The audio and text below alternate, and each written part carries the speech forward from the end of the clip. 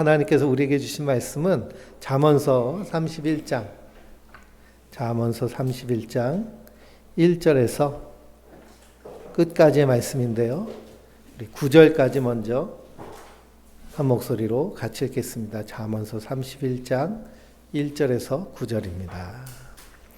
르무엘 왕이 말씀한 바 곧 그의 어머니가 그를 훈계한 잠언이라. 내 아들아, 내가 무엇을 말하랴? 내 태에서 난 아들아, 내가 무엇을 말하랴? 서원대로 얻은 아들아, 내가 무엇을 말하랴? 내 힘을 여자들에게 쓰지 말며 왕들을 멸망시키는 일에 행하지 말지어다. 르무엘아, 포도주를 마시는 것이 왕에게는 마땅하지 아니하고 왕들에게 마땅하지 아니하며 독주를 찾는 것이 주권자들에게 마땅하지 않도다. 술을 마시다가 법을 잃어버리고 모든 곤고한 자들의 송사를 굽게 할까 두려우니라. 독주는 죽게 된 자에게, 포도주는 마음에 근심한 자에게 줄지어다. 그는 마시고 자기의 빈궁한 것을 잊어버리겠고 다시 자기의 고통을 기억하지 아니하리라. 너는 말하는 자와 모든 고독한 자의 송사를 위하여 입을 열지니라. 너는 입을 열어 공의로 재판하며 곤고한 자와 곤핍한 자를 신원할지니라. 아멘. 하나님께서 주시는 은혜와 평강이 우리 성도님들 위해 늘 충만하시기를 주님의 이름으로 축원드립니다. 우리 잠언서 마지막 장을 우리가 함께 나누고 있습니다. 잠언의 목적은 잠언서 1장 1절에서 6절까지의 말씀을 통해서 분명히 말씀하고 있습니다. 지혜와 훈계를 알게 하며 명철의 말씀을 깨닫게 하며 지혜롭게 공의롭게 정의롭게 정직하게 행한 일에 대하여서 훈계를 받게 하기 위하여서 우리에게 잠언의 말씀을 주신 줄 믿습니다. 그러니 이 잠언은 솔로몬 왕이 대표적으로 많은 잠언을 남겼는데요. 하나님의 영에 충만한 왕이 하나님의 말씀을 받고 전하였기 때문에 우리가 누구의 말씀으로 받으면 될까요? 하나님의 말씀으로 받으면 될 줄 믿습니다. 우리 그리스도인들에게는요, 항상 하나님의 말씀이 우리의 삶의 기준이 되고요, 우리 삶의 기초가 돼야 될 줄 믿습니다. 그러니 우리가 무언가를 선택할 때에도 하나님 원하시는 것은 무엇인가? 하나님의 뜻은 무엇인가? 어디를 통해 찾을 수 있을까요? 하나님의 말씀을 통해 찾을 수 있습니다. 그러니 마틴 루터가 종교개혁을 하여서 카톨릭에서 개혁되어 나온 교회가 우리 개신교, 개혁교회입니다. 그 개혁의 모토는 무엇이냐? 오직 은혜만으로, 오직 믿음만으로, 오직 말씀만으로.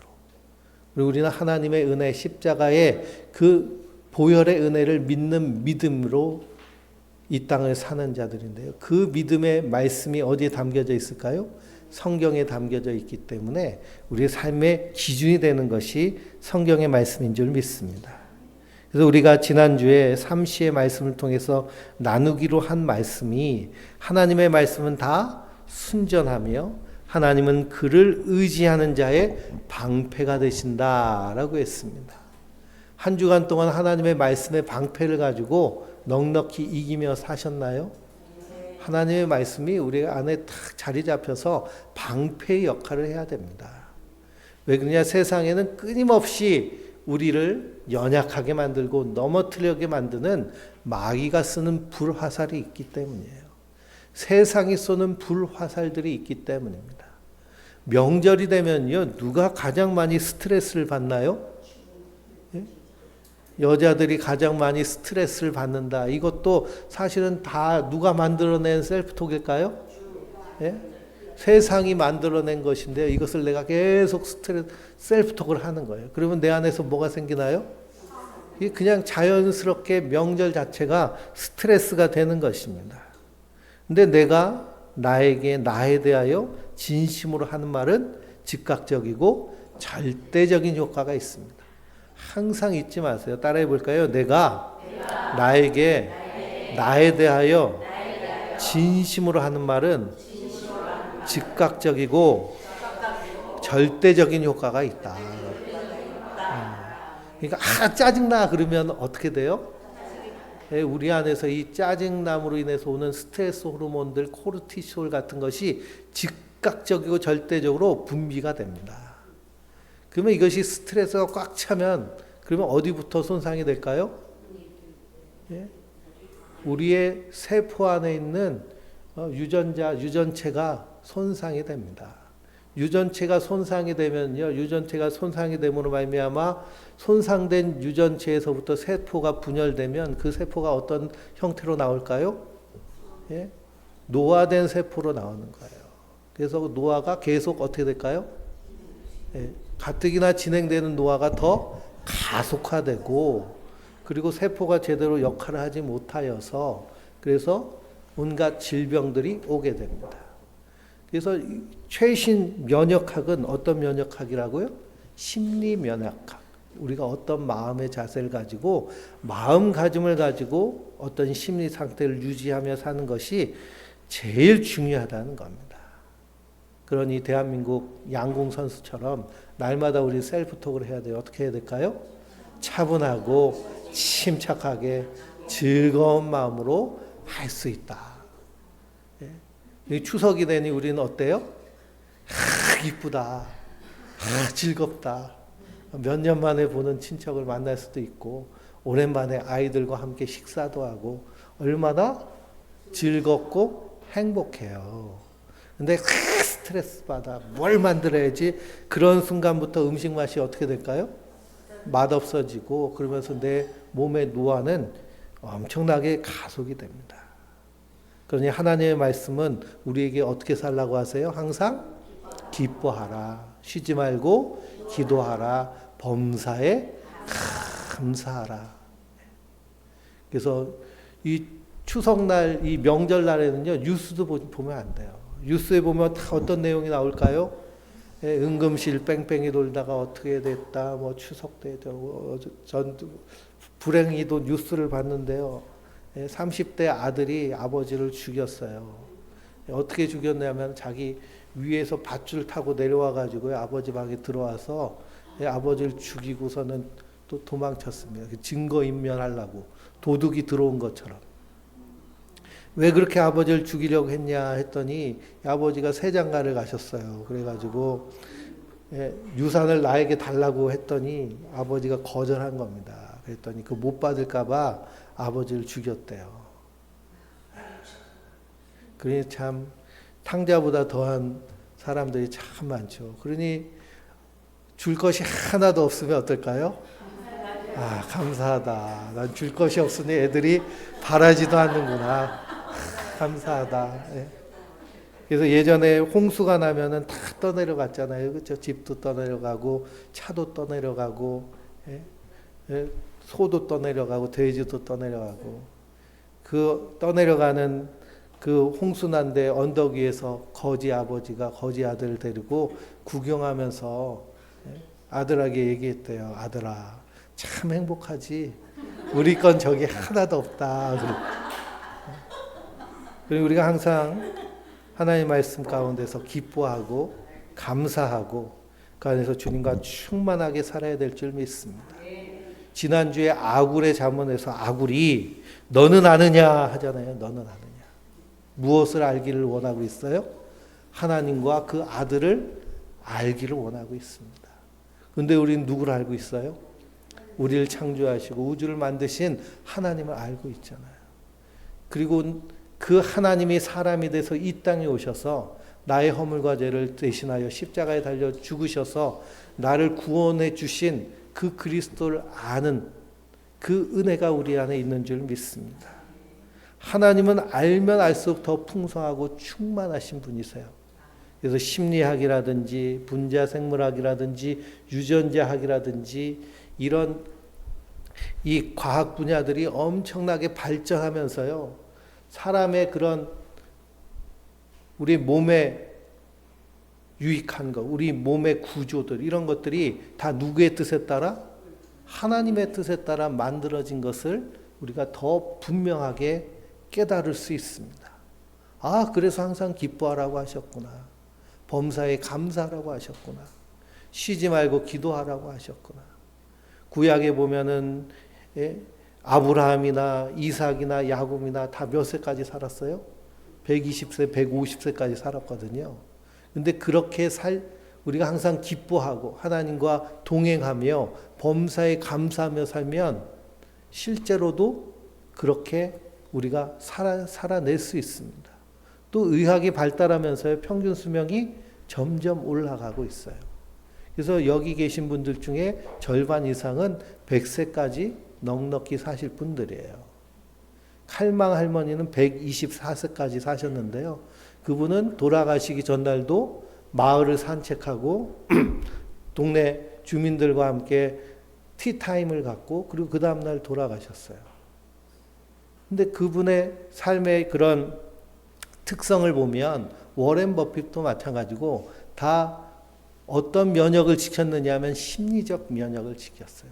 항상 만족하고 자족하고 기뻐하고 감사하고. 그러므로 이 명절날 어떻게 해야 될까요?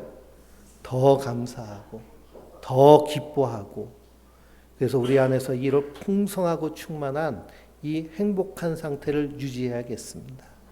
행복이라는 것은 내가 뭔가를 구입하거나 뭔가를 추구하거나 뭔가를 획득해서 오는 것이 아니고요. 편안한 상태가 행복입니다. 근데 너무 편안하면 걱정이 되잖아요. 그렇죠? 왜 걱정이 올까요? 세상은 그걸 평안이라고 얘기하지 않았기 때문이에요. 너 너무 가만히 있는 거 아니야? 너 너무 편한 거 아니야? 뭔가 좀 해야 되는데. 어렸을 때부터 계속 이걸 강요당하고 그것이 우리의 뇌에서 계속 주장하고 있습니다. 근데 성경은 평안한 상태, 샬롬의 상태, 이것이 바로 행복, 하나님과 함께하는 상태. 그럼 우리가 편안한 상태에 있을 때 우리 안에서 긍정학원이 나와야 되는데 뭐라고 해야 될까요? 아, 행복하다 하면 돼요. 가족들이 다 모여서 명절날 함께 식사를 나누고 있으면 뭐라고 하면 돼요? 아, 행복하다. 아, 기쁘다. 아, 감사하다. 그래서 용서와 연민, 수용, 감사, 사랑, 존중의 태도들이 우리에게 풍성하게 나타납니다. 그런데 그렇지 않은 상태, 그래서 불안한 상태가 되면 우리 안에서 공격형이 나와요. 원망이 나오기도 하고 분노가 나오기도 합니다. 그러니 추석 때 원망이 나오고 분노가 나오고 공격성이 나온다 그러면 타인에게 문제가 있을까요? 나에게 먼저 문제가 있을까요? 나에게 먼저 문제가 있는 거예요. 왜 그러냐? 타인의 그런 부정적인 모습은 내 안에 있기 때문에 내가 그것을 투사하는 것입니다. 그러니 항상 편안한 마음으로. 그리고 우리가 항상 잊지 말아야 될 것은 하나님 우리를 그리스도 안에서 받아주셨어요. 그리고 우리는 그리스도 안에서 특별한 존재예요. 그리고 우리는 하나님의 가족 공동체 안에 있는 자들이에요. 그 안에서 충만하고 풍성하게 승리하시기 바랍니다. 그래서 우리가 이럴 때일수록 더 하나님의 말씀을 굳게 붙잡고 상황과 환경에 흔들려서는 안 되겠습니다. 오늘 잠언 마지막 31장은 루엘 왕에게 주어난 어머니의 잠언입니다. 2절을 보니까 내 아들아 내가 무엇을 말하랴, 내 태에서 난 아들아 내가 무엇을 말하랴, 서원대로 얻은 아들아 내가 무엇을 말하랴.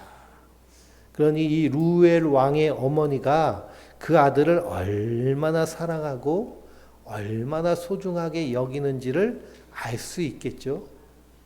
그러니 부모가 자녀를 생각하는 마음이 이렇게 드러나 있습니다.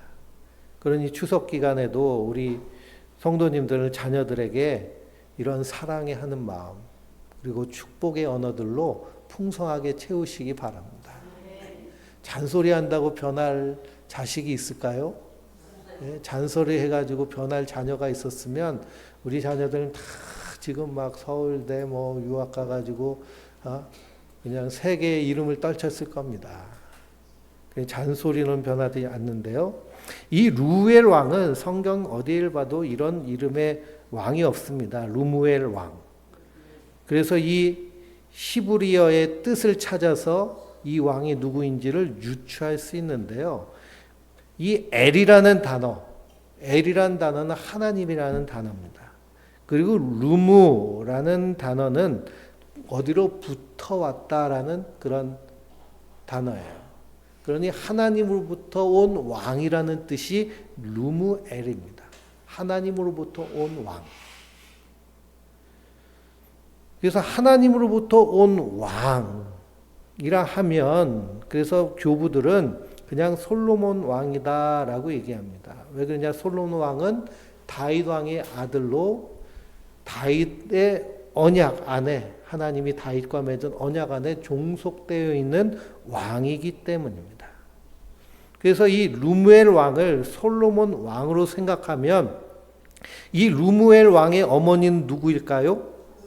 밧세바겠죠. 내 아들아, 내 태에서 난 아들아, 서원대로 얻은 아들아 라고 그 아들을 부르고 있습니다. 한나가 아들을 얻기 위해서 하나님께 서원하여서 사무엘을 얻은 것처럼 이 밧세바도 그가 낳은 아들 솔로몬이 아주 특별했을 겁니다. 왜 그럴까요? 이 밧세바가 다윗과 범죄하여서 아들을 낳았어요. 근데 그 낳은 첫 아들은 어떻게 됐을까요? 하나님이 책망하셔서 그 아들의 생명을 거두어 가십니다.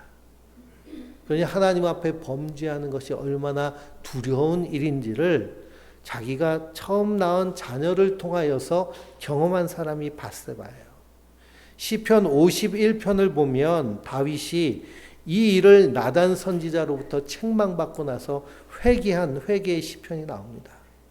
거기 9절을 보면 주의 얼굴을 내 죄에서 돌이키시고 내 모든 죄악을 지워주소서. 그러면 하나님께 기도합니다. 내 속에 정한 마음을 창조하시고 내 안에 정직한 영을 새롭게 하소서. 나를 주 앞에서 쫓아내지 마시고 주의 성령을 내게서 거두지 마옵소서. 주의 구원의 즐거움을 내게 회복시켜 주시고 자원하는 심령을 주사 나를 붙드소서 하고 이렇게 기도합니다. 그러니 다윗도 선지자의 책망을 받고 이렇게 회개하였다라고 한다면 밧세바는 더하였을 겁니다. 밧세바가 다윗과 범죄한 것, 오롯이 다윗의 강요에 의해서만 이렇게 되었다라고 보기에는 힘든 구석들이, 석연치 않은 구석들이 여러 부분에서 발견됩니다. 그렇죠. 다윗이 옥상에 있는 시간을 틈타서 노려서 밧세바가 그거 앞에서 목욕할 수도 있잖아요. 어떤 신학자들은 그렇게도 설명을 합니다. 이 다윗의 범죄는 다윗의 혼자만의 범죄가 아니라 밧세바와 함께 저지른 범죄라고도 보기도 합니다. 그러니 다윗이 회개할 때 누구도 함께 회개했을까요? 밧세바도 함께 회개하였다고 보면 돼요. 그리고 하나님께 회개하며 서원하여서 얻은 아들이 바로 솔로몬입니다.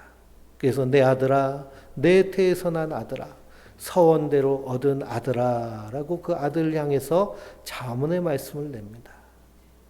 그러면서 3절 말씀을 보면 내 힘을 여자들에게 쓰지 말며 왕들을 멸망시키는 일을 행하지 말라라고 그에게 자문을 합니다.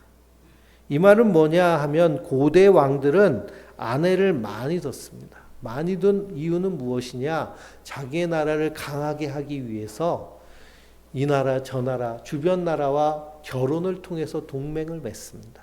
그럼 그 공주들이 자연스럽게 부인이 되겠죠.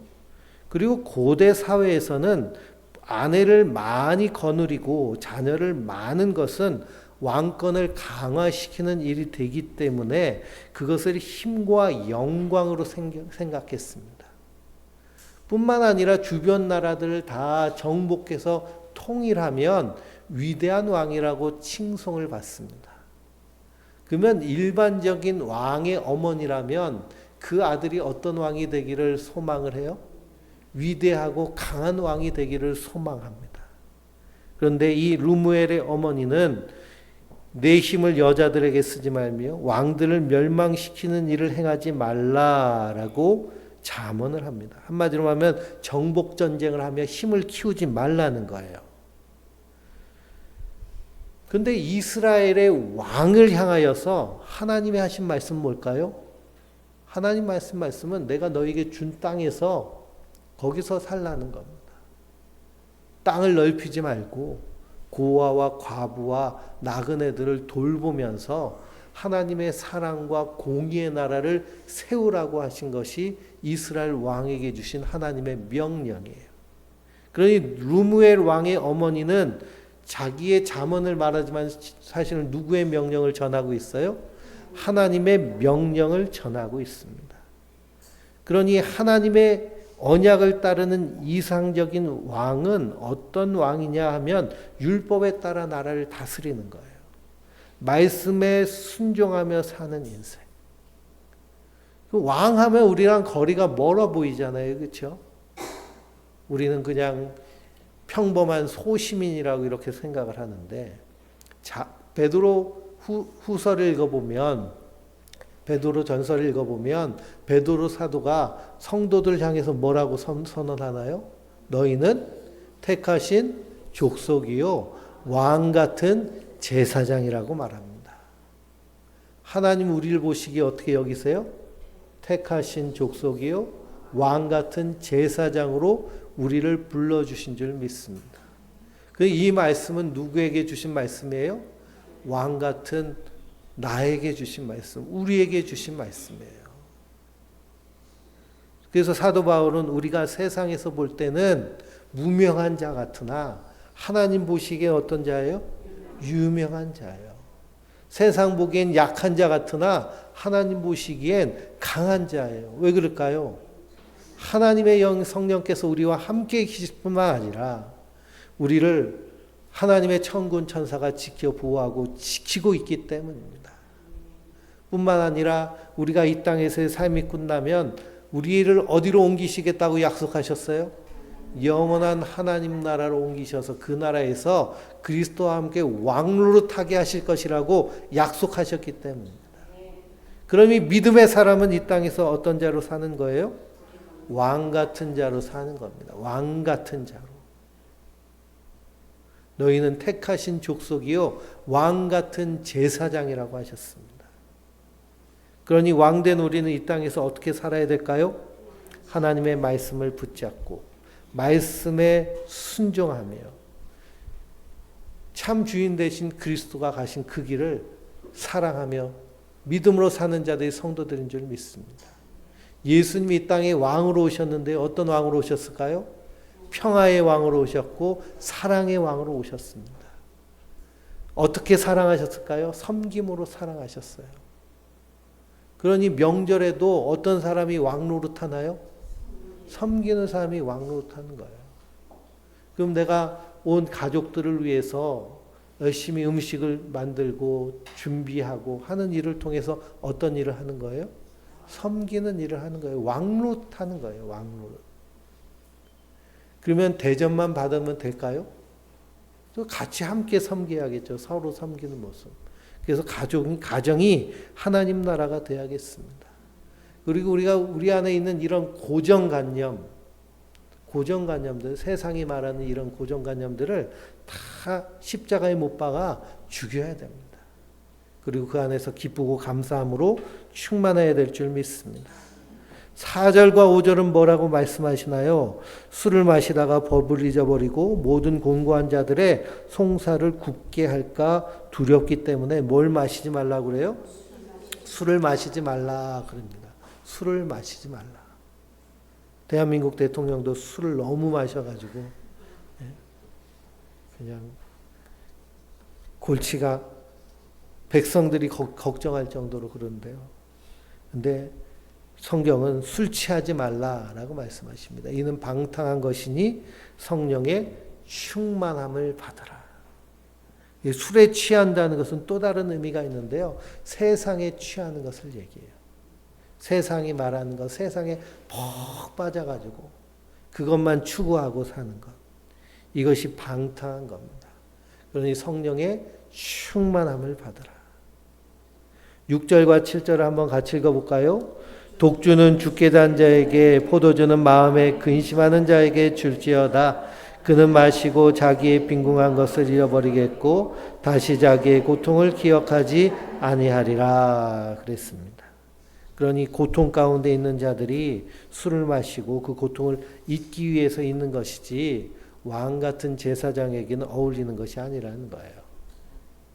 그러니 뭐 어떤 방송 같은 데 보면 신앙생활 잘한다는 연예인들이 방송에 나와가지고 막 소주고 맥주고 막 섞어가지고 그냥 줄줄 마시잖아요. 그렇죠? 우리가 잘 분별할 수 있어야 됩니다. 내가 이것을 마셔가지고 살짝 기분 좋을 정도면 괜찮겠지만요. 그냥 취해가지고 인사불성이 돼서 주변 사람들 힘들게 하고 살이 분간이 안 될 정도로 그 지경이 된다면 그것은 우리를 결국 망치는 겁니다. 그리고 알코올은요, 우리 뇌세포를 파괴하는 가장 강력한 독 중에 하나입니다. 뇌세포가 파괴가 돼요. 그러니 술을 먹으면 잃어버리게 되죠. 그렇죠? 힘들고 어려운 거 잠깐 잊게 됩니다. 근데 영원히 잊을 수도 있어요. 치매가 빨리 오기 때문에 싹 다 까먹으면 참 좋겠죠. 그래서 이 르무엘 왕이 솔로몬 왕인데요. 이 어머니의 잠언을 따라 솔로몬이 기도한 솔로몬의 기도가 시편에 있습니다. 그것이 시편 72편이에요. 잠언 앞에가 시편이죠. 72편 한번 보실까요? 아까 우리가 교동문으로 읽은 말씀도 시편 72편입니다. 그래서 시편 72편의 표제어를 보면 솔로몬의 시라고 되어 있습니다. 솔로몬의 시. 그러니 어머니의 그 잠언, 어머니의 권면을 듣고 솔로몬이 그 어머니의 권면에 따라 하나님께 기도하고 그 기도를 노래로 남겼어요. 이렇게 기도하고 노래로 남겨도 솔로몬은 나중에 어떻게 됐을까요? 지키지 않았잖아요. 그렇죠? 그러니 말씀대로 산다는 것이 이렇게 어려운 것입니다. 1절부터 5절까지만 읽어보겠습니다. 하나님이여 주의 판단력을 왕에게 주시고 주의 공의를 왕의 아들에게 주소서. 그가 주의 백성을 공의로 재판하며 주의 가난한 자를 정의로 재판하리니 의로 말미암아 산들이 백성에게 평강을 주며 작은 산들도 그리하리로다. 그가 가난한 백성의 억울함을 풀어주며 궁핍한 자의 자손을 구원하며 자를 꺾으리로다. 그들이 해가 있을 동안에도 주를 두려워하며 달이 있을 동안에도 대대로 그리하리로다. 아멘. 그러니 이런 왕이 하나님이 기뻐하시는 왕인데요. 이런 왕으로 오신 분이 계신데 누굴까요? 바로 예수 그리스도세요. 그 예수님이 우리의 왕이 되심으로 우리가 우리 허물과 죄를 용서함을 받고 하나님 나라 백성이 된 줄 믿습니다. 그러면 이 땅에서 우리가 왕 같은 어떤 왕이 되느냐? 사랑의 왕, 섬김의 왕. 세상에서 힘을 떨치는 왕이 아니라 사랑을 드러내는 하나님의 왕 같은 제사장이 되어야 될 줄 믿습니다. 그래서 디모데전서 6장 11절에서 14절을 보면 사도 바울이 디모데에게 이렇게 권면합니다. 오직 너 하나님의 사람아, 이것들을 피하고, 이것들은 세상의 유혹, 술 취함, 방탕함, 의와 경건과 믿음과 사랑과 인내와 온유를 따르며 믿음의 선한 싸움을 싸우라. 영생을 취하라. 이것을 위하여 내가 부르심을 받았고 많은 증인 앞에서 선한 증언을 하였도다. 만물을 살게 하신 하나님 앞과 본디오 빌라도를 향하여 선한 증언을 하신 그리스도 앞에서 내가 너를 명하노니 우리 주 예수 그리스도께서 나타나실 때에 흠도 없고 책망받을 것도 없이 이 명령을 지키라 라고 하셨습니다. 늘 이 하나님의 말씀을 굳게 붙잡고 지키며 사시기 바랍니다. 그럴 때 우리 영혼이 잘된 같이 범사에 잘되고 그리고 강건한 은혜가 넘치게 되는 줄 믿습니다. 이것을 과학적으로 의학적으로 다 발견해내고 지금도 계속 발견하고 있어요. 그래서 31장 10절부터 31장까지는 잠언서 루무엘 왕에게 한 잠언과 동시에 10절 말씀 같이 읽어볼까요? 누가 현숙한 여인을 찾아 얻겠느냐? 그의 값은 진주보다 더하니라 라고 하셨습니다. 누가 현숙한 여인을 찾아 얻겠느냐? 쭉 읽어보면요. 야, 이런 여자가 우리 며느리로 들어오면 참 좋겠다. 이런 여인이 내 아내가 되면 참 좋겠다. 우리 엄마가 이런 여인이었으면 참 좋았을 걸. 이랬을 겁니다. 보면 아주 그냥 완벽해요. 다 읽어보셨겠죠. 그럼 누가 현숙한 여인을 얻겠느냐 하며 그의 값은 무엇보다 더하다고 그래요? 진주보다 더하니라 그랬습니다. 근데 진주하면 우리가 딱 떠올라야 될 것이 있는데요. 마태복음 13장에 예수님께서 천국에 대해서 하신 7가지의 비유의 말씀입니다. 거기에 진주로 비유를 하셨어요. 천국은 마치 좋은 진주를 구하는 장사와 같으니 극히 값진 진주 하나를 발견함에 가서 자기의 소유를 다 팔아 그 진주를 사느니라 라고 하셨습니다. 여기서 좋은 진주를 구하는 장사꾼은 누굴까요? 예수님이세요. 값진 진주를 예수님이 발견하셨어요. 그 값진 진주는 무엇일까요? 구원받은 성도가 값진 진주인 줄 믿습니다. 예수님이 밭에 감추어진 보화 값진 진주인 우리 성도님들을 발견하셨어요. 그래서 그 진주를 사기 위해 어떻게 하셨어요? 하늘 보좌를 버리시고 이 땅에 오셔서 십자가에 달려 죽기까지 하셔서 그 값을 다 치르시고 나를 사신 줄 믿습니다. 우리를 사셔서 어떻게 하셨어요? 하나님 나라에 두시잖아요.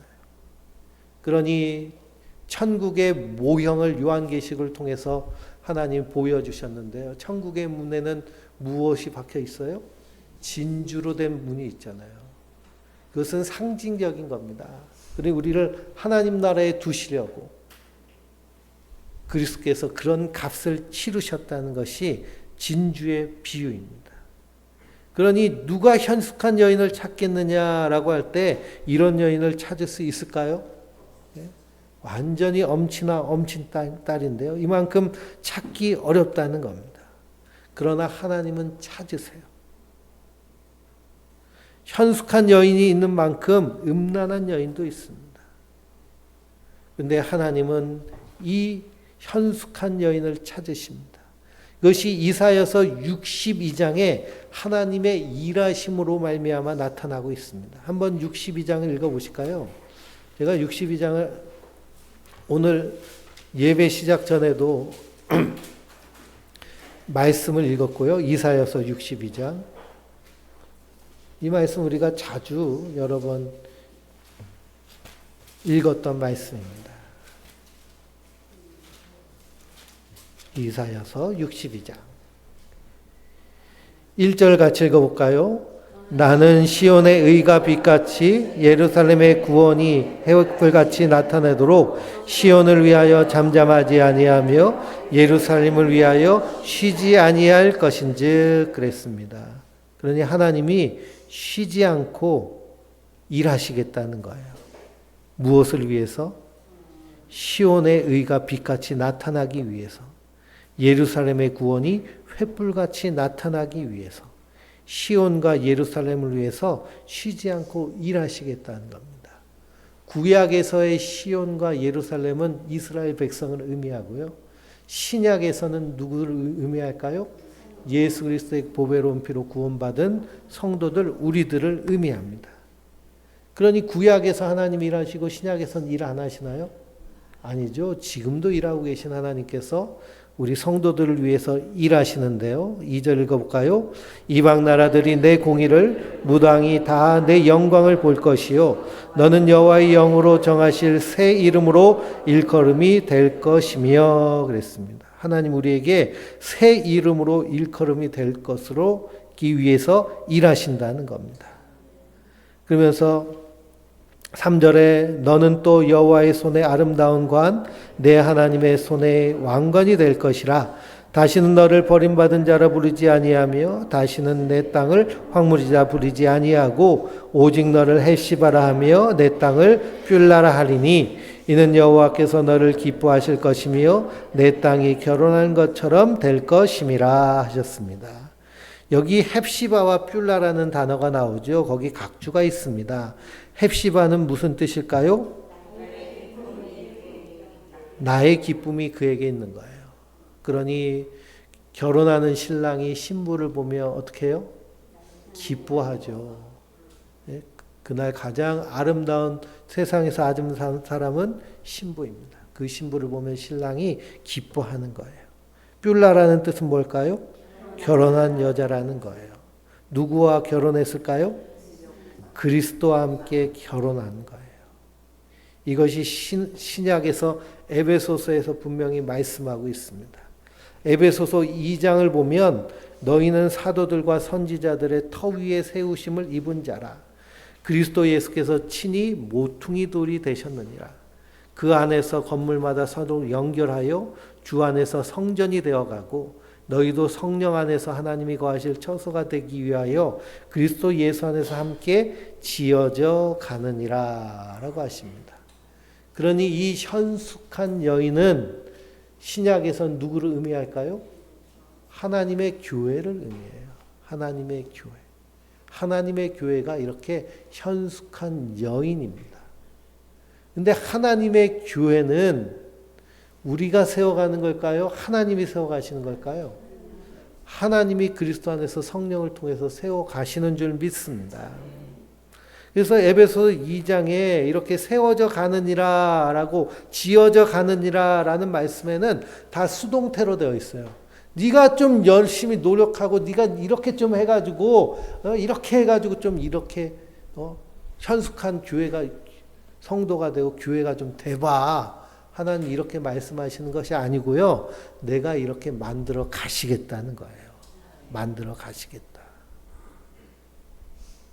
그래서 교회는 그의 몸이니 만물 안에서 만물을 충만하시게 하시는 이의 충만하심이니라 라고 말씀하고 있습니다.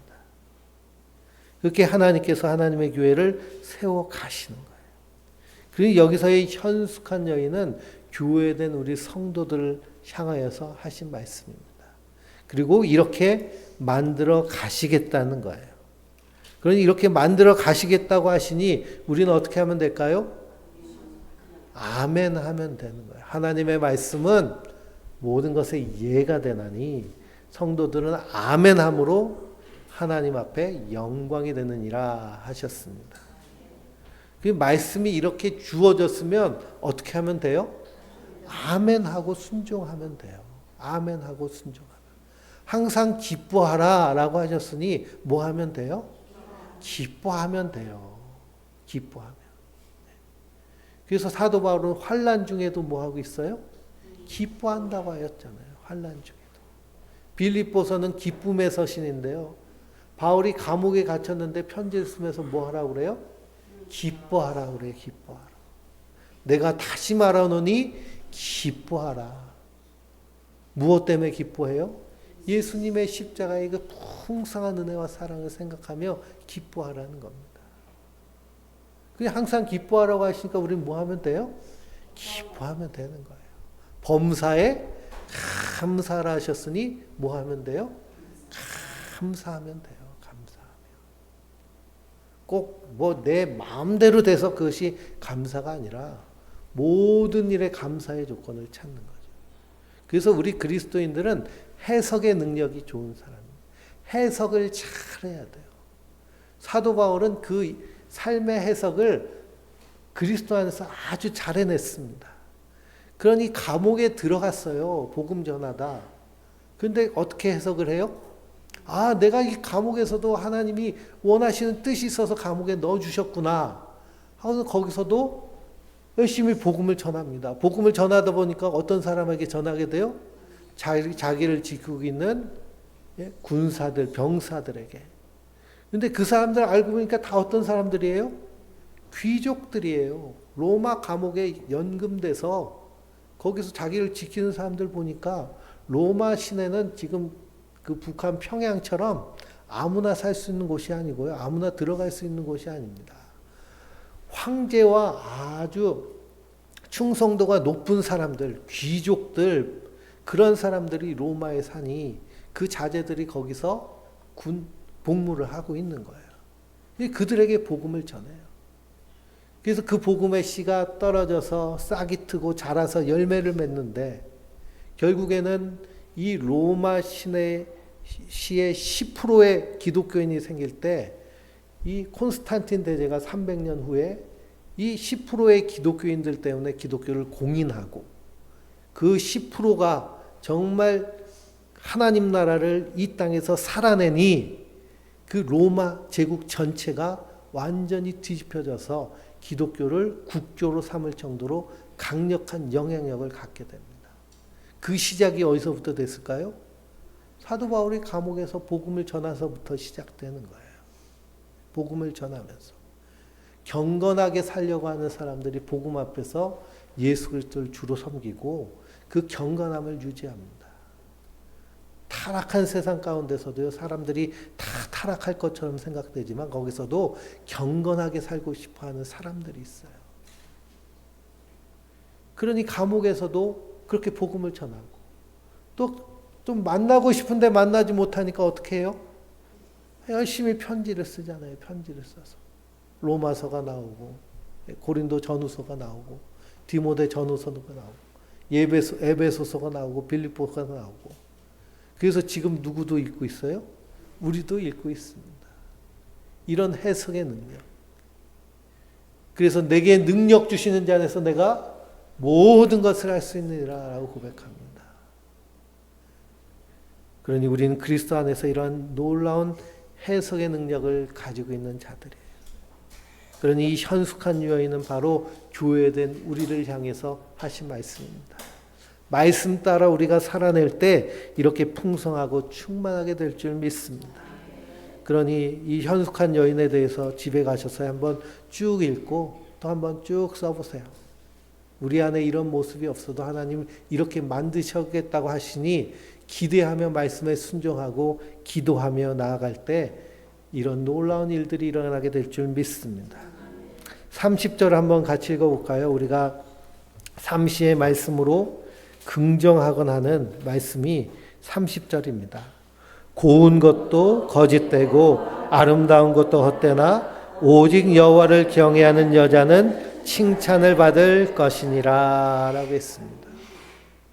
여기서 여자는 우리가 교회로 해석하면 되고요. 교회된 나를 해석하면 됩니다. 교회는 그의 몸이니 만물 안에서 만물을 충만하게 하시는 이의 충만함입니다. 세상에 아름다웠다는 것도요. 다 거짓됩니다. 왜 그럴까요? 나중에는 다 쪼그라지고 삐뚤어지기 때문에 그렇죠. 아름다운 것도 헛되지만 여호와를 경외하는 것은 영원합니다. 왜 그럴까요?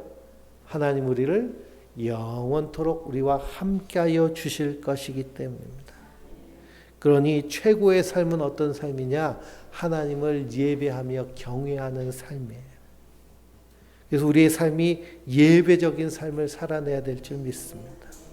예배에는 세 가지 모습이 있죠. 우리가 함께 모여서 이렇게 공동체가 함께 드리는 예배, 또 개인적 찬미로서의 예배가 있습니다.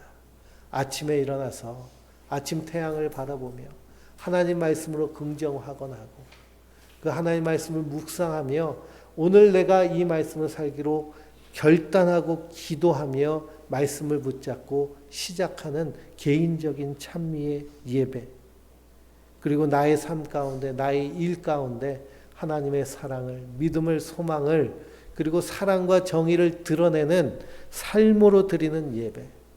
이 예배의 삼박자가 조화를 이룰 때요, 우리가 하나님의 손에서 아름답게 만들어지는 현숙한 여인, 하나님의 교회로 든든히 세워지는 줄 믿습니다. 그러므로 이 명절의 날에 그 하나님의 풍성한 사랑을 함께 누리며 그 사랑 안에서 충만하게 승리하는 하나님의 사람들 되시길 주님의 이름으로 축원드립니다.